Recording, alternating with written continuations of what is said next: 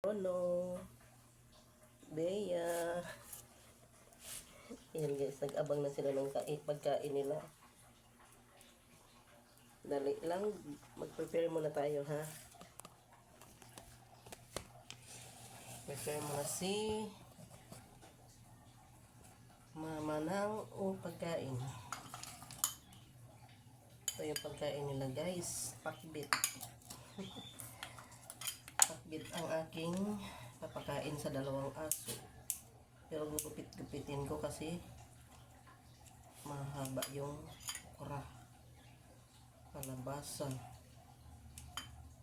Medyo malalaki ang hiwa. Kaya liitan lang natin para kakainin nila ang gulay. Ayan, kagabi ito rin ang pinakain ko sa kanila kagabi. Pakbit. Kumain naman sila. Mga sitaw. Ayan, kinakain nila yan. Hinaluan ko lang siya ng isang hiwang atay ng baboy para malasa. Ayan.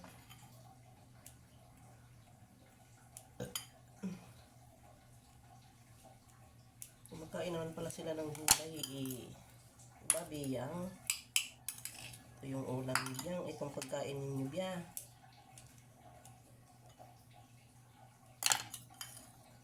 Maaga ang pamahaw ninyo nangihingi na sila guys. Nagutom na sila.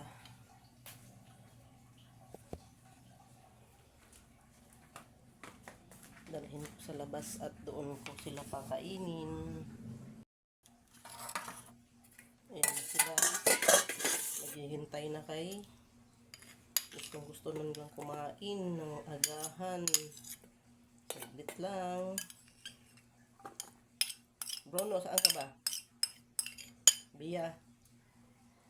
Si Bia, nagkabang na talaga si Bia. Talagang nagugutom na kayo. Dali lang.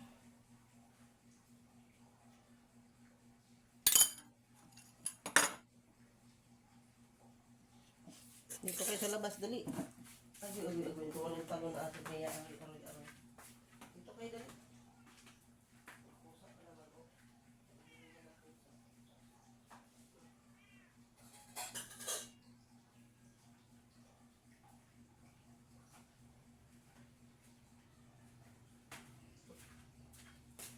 Masarap kumain ng dalawa.